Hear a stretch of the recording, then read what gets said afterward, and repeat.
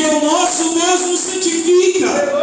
Vasos que precisa ser usado para carregar o nome do nosso Deus, para carregar a água viva que sacia, que transforma, que cura, que liberta.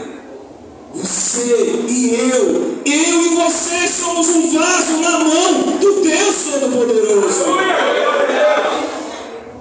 Mas há uma diferença, irmãos, do vaso que nós usamos em casa para o vaso que Deus quer usar. Esse vaso de casa, ele não anda, ele não fala, ele não ouve, ele só serve para algumas coisas. Mas o vaso que Deus quer usar é teimoso, é desobediente, é às vezes ambicioso, às vezes egoísta, às vezes corajoso até demais, mas às vezes muito fraco para aquilo que deveria ser corajoso. Um vaso na mão do Senhor, esse vaso é excelente. Mas esses vasos que querem insistir em andar de si mesmo, ir para onde querem ir e não para onde devem ir, e para a presença do Senhor, esses vasos, eles vão ficar ao léu. Vai chegar uma hora que ele vai ser esquecido. Não que Deus queira esquecer, mas porque ele não buscou aquele que o chamou, aquele que o gerou. Porque todo homem na terra foi gerado por Deus, por seu amor, por sua graça, por sua misericórdia, com um objetivo, um único propósito. E qual é? Qual é? Para que nós fomos criados? Adorar a Deus. Para o que a gente foi criado? Para que fomos criados? Não estou entendendo. Você tem certeza que você foi criado para a glória de Deus? Você tem certeza, irmãos? Pois eu quero contar uma história para você que está na Bíblia. E vocês conhecem uma mulher que não tinha marido. E o que tinha? Não prestava? Não, não era seu. Vivia rejeitada, abandonada, longe da sua vida. Porque as suas escolhas foram sempre erradas, tentando acertar, talvez, mas ela estava vivendo isolada. Ela não tinha doença, tinha? Ela tinha lepra? Não, mas ela vivia isolada. Muito pelo contrário, ela se escondia das pessoas que viviam naquela cidade. Aquela cidade era uma cidade samaritana, e os samaritanos não conviviam com os judeus. Havia uma distância entre eles. Eles não andavam juntos de hipótese nenhuma. A cultura gerada entre eles foi de que eles têm que viver lá e nós aqui. E aquela mulher, ela tinha uma necessidade como eu e você. Eu estou com sede, estou sujo, minhas roupas precisam ser limpas, meus pratos precisam ser lavados, os vasos da minha casa precisam ser preenchidos de água para que eu tenha depois para saciar a minha sede. E como é que essa mulher fazia para buscar água? Ela subia com as outras? Existia um horário para aquela mulher subir até a fonte. Essa fonte foi lá, ó, Israel, o nosso pai Jacó, que cavou aquele poço e tirou água para beber, para sua família e para os seus animais. E eles criam que aquela fonte era sagrada, porque Israel, Jacó, gerou aquele poço de água. E aquela mulher tinha que subir. Só que o horário que ela subia era diferente aonde as outras subiam.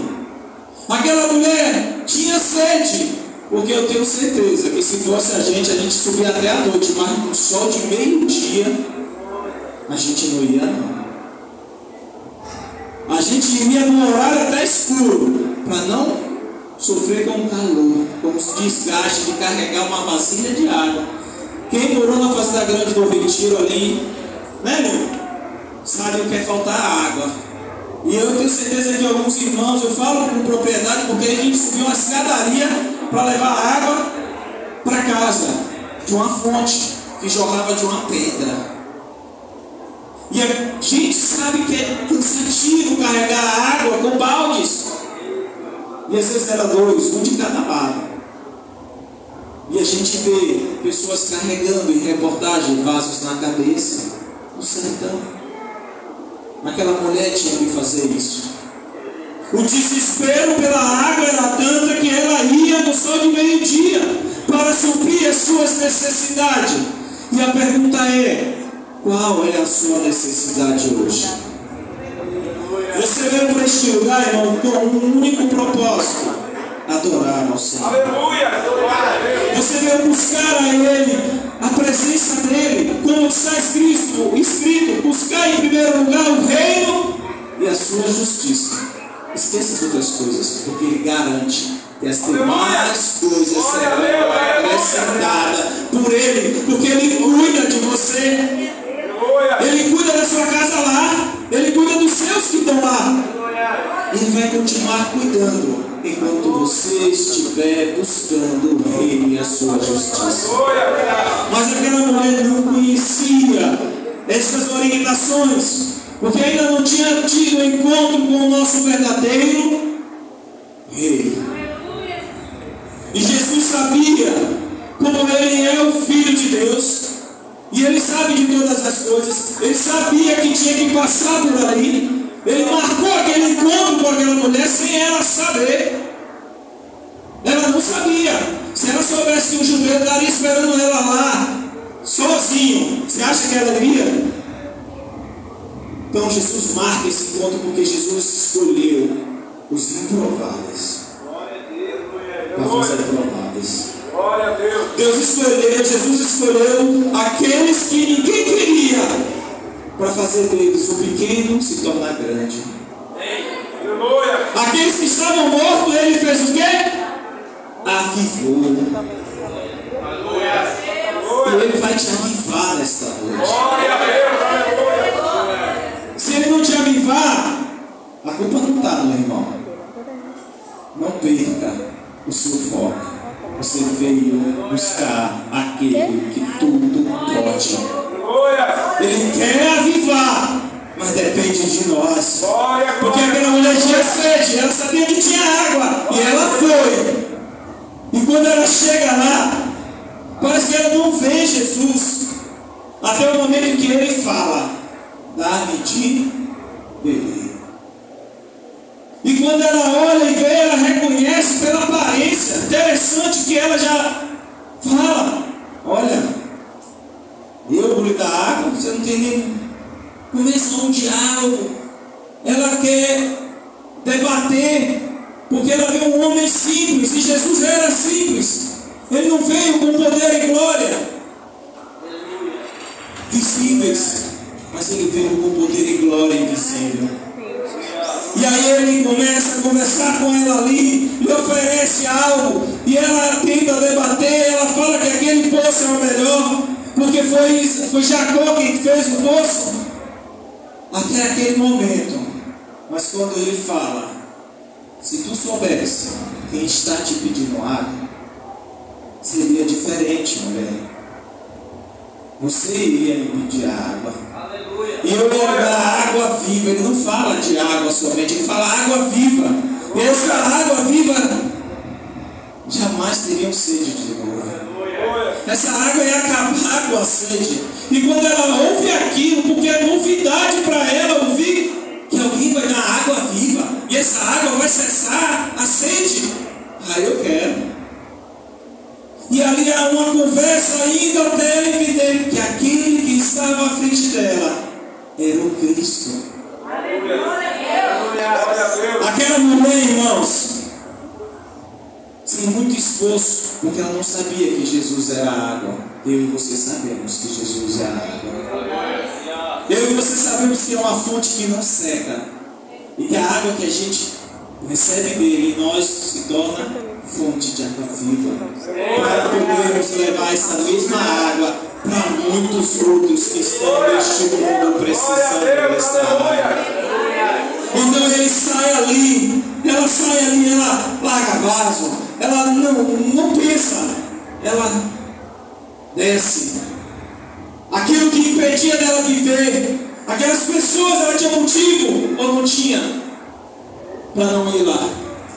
Ela tinha motivos, como nós muitas vezes temos motivos supérfluos, motivos besta, para a gente ficar mirrado com o irmão, para a gente não olhar para a cara dele e dizer: eu te amo, eu te perdoo, me perdoem. A gente fica criando picuinhas por nada, mas aquela mulher tinha, porque aquela sociedade a rejeitava, aquela sociedade queria que ela distante deles, ela não tinha para onde ir, e ela recebe algo que todos nós estamos recebendo nessa noite: água viva. Novamente o Senhor coloca em nós como vaso água viva para jorrar, e vamos sair daqui transbordantes dessa água. E aí ela desce, ela já não olha mais para nada, ela fala: eu vou levar água para esse povo, porque eles precisam provar da água que eu estou bebendo, da água que eu bebi, para que eles entendam que agora o nosso Cristo chegou, o nosso Cristo está aqui, o nosso Cristo está para dar água viva a todos aqueles que assim desejarem. E ela vence, ela rompe as barreiras que a gente mesmo cria por causa de nada.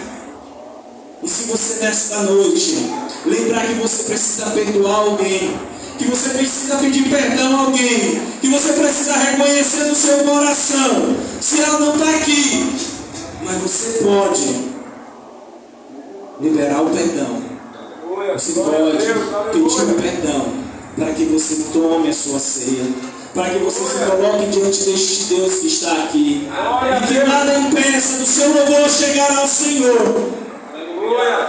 Porque a mulher foi lá e ela não trouxe uma, ela não trouxe duas, ela não trouxe 5, ela trouxe quantas pessoas? Quem sabe? Quem arrisca? Quantas pessoas vieram com ela? Diz que o povo subiu para ver quem era, porque eles ouviram dela, eles estavam crendo no que ela falava, e mais tarde eles chegam e falam: agora nós não cremos porque você falou, mas sim porque nós bebemos da fonte que está diante de nós, o nosso Senhor Jesus Cristo. E aquela cidade pede para que Cristo fique ali por uns dias com ele. Aquela muralha que existia entre samaritanos e judeus, naquela tarde, naquele meio-dia, ele cai, aquela muralha, e Cristo, que é a ponte entre todos nós. Não existe, sim, meus irmãos, indiferença para o nosso Senhor. Todos nós somos vasos do mesmo tamanho, da mesma proporção, para servir aquele que nos chamou, aquele que nos gerou, para a sua glória, para a sua honra, para o seu louvor. Então, irmãos, como aquela mulher buscou um avivamento depois de beber água, nós convidamos, o Senhor nos convida a nos avivarmos com esta água que hoje Ele derrama sobre nós. Por isso, quando nós orávamos sobre o que iria acontecer, as lutas que tivemos para marcar esse encontro, vocês não sabem um terço das nossas lutas, interna aqui e externa. Mas olha que igreja bonita, olha a igreja do Senhor neste lugar. É bênção, vocês são bênção na minha vida. Eu amo cada um de vocês e vou continuar amando. Nada vai impedir de amar vocês, nada, porque o Senhor vive em mim, Cristo vive em mim, e eu quero que você saia daqui com essa certeza que Cristo vive em você, e que você vai fazer a diferença. E se alguém pisar em você, você vai abraçar. Se alguém fazer alguma coisa para você, você vai amar, vai perdoar, vai se juntar a ela, para juntos, naquele grande dia, recebermos a nossa coroa de vida. Porque o que há de te impedir não é o mundo, é só você. Só quem pode impedir de você entrar naquele grande dia é você, é a sua escolha. E nós estamos aqui para celebrar ao Senhor esse grande dia, esse momento que se tornará em vários outros neste lugar. E eu tenho certeza que vocês vão querer voltar para aqui para os próximos.